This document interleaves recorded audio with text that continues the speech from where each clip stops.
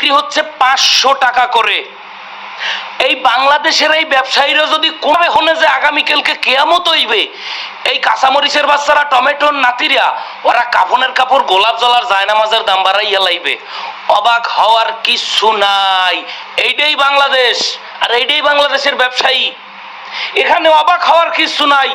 যেখানে বন্যা হইলে সিরামরির দাম বাড়িয়ে যায়, যেখানে করোনার মতো মহামারী আসলে মাস্ক আর অক্সিজেন সিলিন্ডারের দাম বাড়িয়ে যায়, অ্যাম্বুলেন্সের ভাড়া বাড়িয়ে যায়, সেই দেশে ফিলিস্তিন পতাকা 150 টাকার পতাকা 500 টাকা বিক্রি হওয়া অবাক হওয়ার মতো কোনো ঘটনা না।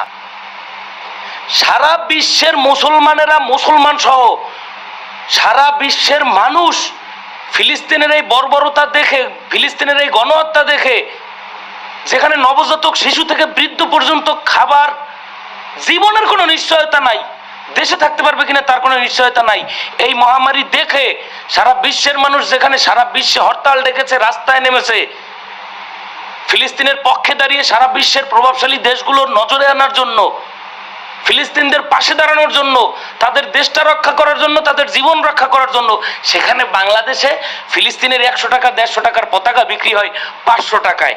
এখন ব্যবসায়ীরা মনে করছে আজকে হরতাল ডাকছে সারা দেশে, তা বাংলাদেশের তো আবার ইসলামের প্রতি একটু আবেগ কাজ করে। এখন যদি পতাকা 1000 টাকা বিক্রি করি, ওয়াকিং নিয়ে হইলেও শোডাউনে যাইবে। আরে আল্লাহর ফালারা, তোরা মরবি না? ফিলিস্তিনের পতাকা, ফিলিস্তিনের জন্য হরতাল ডাকছে, এই পতাকা 100 টাকার পতাকা তোরা 500 টাকা বেচো, তোরা কি মরবি না? না মরার কালে তোকে টাকা লইয়া কয়বরে দেবে, তোকে কয়বরে টাকা দেবে?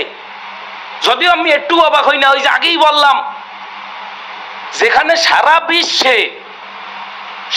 বিশ্বে সকল ধর্ম, বর্ণ, জাতি, গোত্র কোনো কিছু নামাই না, সারা বিশ্বের সবাই একসাথে ফিলিস্তিনদের পাশে দাঁড়াইছে তাদের জীবন রক্ষার জন্য, সেখানে বাংলাদেশেও ওই একইভাবে পালিত হইতেছে। কিন্তু ব্যবসায়ীরা তারা চিন্তা করছে ব্যবসার এই সময়, তাদের প্রত্যেকটা পতাকায় যদি 300 সাড়ে 300 টাকা ব্যবসা না হইতে আমি বাংলাদেশের ব্যবসায়ী হইলাম কেমনি?